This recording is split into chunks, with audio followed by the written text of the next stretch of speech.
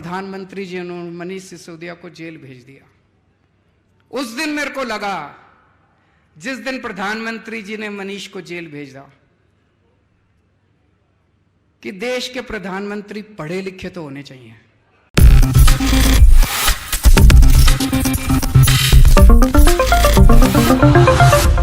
अब जैसा कि आपने सुना है, यहाँ पर अरविंद केजरीवाल साफ तौर पे प्रधानमंत्री नरेंद्र मोदी को कम पढ़ा लिखा बोलते हुए नजर आए। अब जिसके बाद पूरी बीजेपी पार्टी सड़कों पर उतर आई और जमकर हंगामा करती नजर आ रही है। और ये पहली बार नहीं हुआ जब केजरीवाल ने इस तरीके से पीएम मोदी पर तंज कसे हैं। नमस्कार, मैं कशिश और स्वागत है आपका नेक्स्ट 9 न्यूज की इस खास पेशकश में। अगर देखा जाए यहाँ पर तो भोपाल पहुंचे अरविंद केजरीवाल। वहां पहुंचने के बाद उन्होंने जमकर निशाना साधा बीजेपी पार्टी पर। पीएम नरेंद्र मोदी पर मनीष सिसोदिया की गिरफ्तारी को लेकर काफी कुछ कहते नजर आए, साथ ही साथ सत्येंद्र जैन को भी लेकर।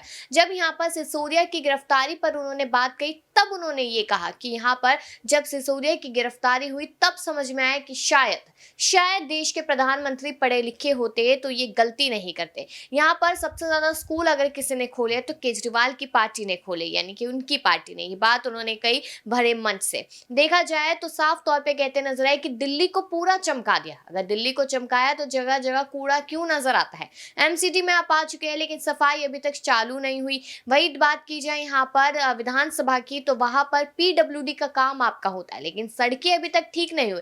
आए दिन कोई ना कोई एक्सीडेंट और दुर्घटना देखने को मिलती है, जिसको लेकर लगातार अरविंद केजरीवाल पर सवाल उठे। लेकिन दिल्ली मॉडल करते हुए वो पंजाब में पहुंचे, पंजाब मॉडल करते हुए वो हिमाचल पहुंचे, गुजरात पहुंचे। हिमाचल गुजरात में जो हुआ वो सबने देखा। उसके साथ साथ अगर यहाँ पर अब राजस्थान की बारी है, मध्य प्रदेश की बारी है, तो अब मध्य प्रदेश पहुंच गए और उन्होंने साफ तौर पे कहा कि अगर काम नहीं करके दिखाया तो दोबारा से वोट मांगने नहीं आऊंगा। और यहाँ पर पीएम नरेंद्र मोदी पर हर बात पर घुमा फिरा के निशाना साधते नजर आए। आपने शुरुआत में सुना ही कि किस तरीके से कम पढ़ा लिखा यहाँ पर कहा, लेकिन चलिए अब आपको ये खास रिपोर्ट भी दिखाते हैं, जिसके जरिए आप समझ पाएंगे कि यहाँ पर अरविंद केजरीवाल अब आने वाले 2023 के बाकी जगहों के चुनावों को लेकर और 2024 के सबसे अहम लोकसभा चुनावों को लेकर क्या रणनीति बना रहे हैं और क्या माना जाए ये रणनीति कारगर साबित होगी या फिर फेल होती नजर आएगी। प्रधानमंत्री जी ने मनीष सिसोदिया को जेल भेज दिया। उस दिन मेरे को लगा, जिस दिन प्रधानमंत्री जी ने मनीष को जेल भेजा, कि देश के प्रधानमंत्री पढ़े लिखे तो होने चाहिए।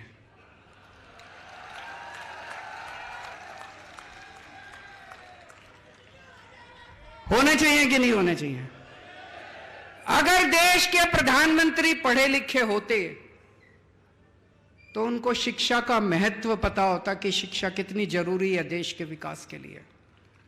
अगर देश के प्रधानमंत्री देशभक्त होते तो वो ये नहीं सोचते कि मनीष सिसोदिया आम आदमी पार्टी का है कि फलानी पार्टी का है कि ढिमकी पार्टी का है। वो मनीष सिसोदिया जैसे शख्स को देश का शिक्षा मंत्री बना देते और कहते थे, जा मनीष सिसोदिया 10 लाख स्कूल ठीक कर दे अब तुम। पर हमारे प्रधानमंत्री जी ने क्या किया? ऐसे शख्स को उठा के जेल में डाल दिया। उस दिन मुझे लगा कि देश के प्रधानमंत्री पढ़े लिखे होने चाहिए। और भी बहुत जरूरी है प्रधानमंत्री को पढ़े लिखे होना। अगर कम पढ़ा लिखा प्रधानमंत्री होगा, कोई भी आके उनको बेवकूफ बना देगा। कोई आके बोलेगा, सर आप नोटबंदी कर दो, भ्रष्टाचार खत्म हो जाएगा। अब अगर कम पढ़े लिखे प्रधानमंत्री, उनको समझ ही नहीं है, वो नोटबंदी कर दी उन्होंने, भ्रष्टाचार खत्म हुआ, वैसा का वैसा है, समझ ही नहीं। पढ़े लिखे प्रधानमंत्री होंगे, उनको अर्थशास्त्र की जानकारी होगी, विज्ञान की जानकारी होगी, टेक्नोलॉजी की जानकारी होगी, साइंस की जानकारी होगी। कम पढ़े लिखे प्रधानमंत्री होंगे, कोई भी बेवकूफ बना के चला जाएगा। कोई आगे बोलेगा, प्रधानमंत्री जी नोटबंदी कर दो, आतंकवाद खत्म हो जाएगा। हुआ आतंकवाद खत्म? लाइनों में लगा दिया, पूरे देश में धंधे बंद हो गए, चौपट हो गया पूरा देश। इतनी बेरोजगारी हो गई, लोगों के धंधे बंद हो गए, लाइनों में लोग मर गए। ना भ्रष्टाचार खत्म हुआ, ना आतंकवाद खत्म हुआ।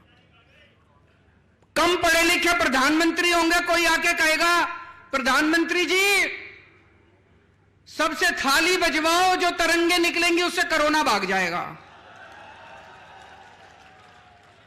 पूरे थाली बजवा दी, चम्मच थाली सारा देश।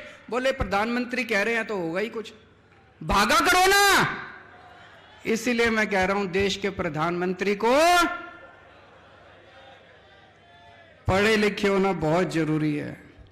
आज यहां पे मध्य प्रदेश में इतना भ्रष्टाचार है, व्यापम घोटाला, मुझे लगता है आजाद भारत का सबसे बड़ा घोटाला होगा। कोई कह रहा 8,000 करोड़ का, कोई कह रहा 10,000 करोड़ का। 45 से ज्यादा लोग मर गए। प्रधानमंत्री जी ने किसी को जेल नहीं भेजा। क्यों? अपने थे सारे, अपने थे सारे। प्रधानमंत्री जी को मनीष सिसोदिया को जेल भेज दिया, व्यापम घोटाला दिखाई नहीं दिया। कोई मेरे को कह रहा था यहां पे एक WCD women and child department, उसमें 100 करोड़ का घोटाला हो गया। मामा जी उसके मंत्री हैं, उसमें फर्जी आंगनवाड़ी, फर्जी लाभार्थी, सारा फर्जीवाड़ा। 2200 करोड़ का कटनी हवाला। मेरे को आज मैं आ रहा था, कई सारी लिस्ट देके गए हैं लोग, इतने घोटाले, इतने घोटाले। किसी को जेल नहीं भेजते प्रधानमंत्री जी, किसी को जेल नहीं भेजते। पुरानी पिक्चरों में देखा होगा आपने, पुरानी पिक्चरों में क्या होता था? एक विलेन होता था, एक गुंडा होता था, एक ईमानदार इंस्पेक्टर होता था। गुंडा बड़ी कोशिश करता था ईमानदार इंस्पेक्टर को अपने कब्जे में करने की, मानता ही नहीं था। फिर वो इंस्पेक्टर को बुलाता था गुंडा, टेबल पे रखता था एक तरफ नोट और एक तरफ बंदूक। इंस्पेक्टर को कहता था या तो नोट ले ले और या बंदूक से तेरी गोली मार के हत्या कर दूंगा। होता था ना पिक्चरों में। यही बीजेपी ने कर रखा है। वो सारे देश के सारे ऑपोजिशन वाले नेताओं को कह रहे हैं या तो बीजेपी में आ जाओ, भ्रष्टाचार करो, खूब करो। हम रोक नहीं रहे, बीजेपी ये नहीं कहती भ्रष्टाचार मत करो, बीजेपी में आके करो।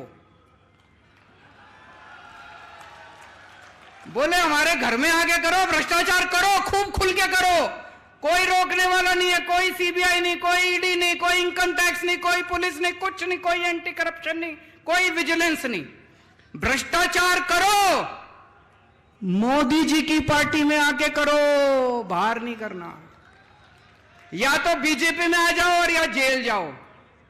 जैसे वो कहता था या तो नोट ले ले और या बंदूक, ऐसे अब बीजेपी वाले मोदी जी कहते हैं या तो मेरी पार्टी में आ जाओ और या फिर जेल जाओ।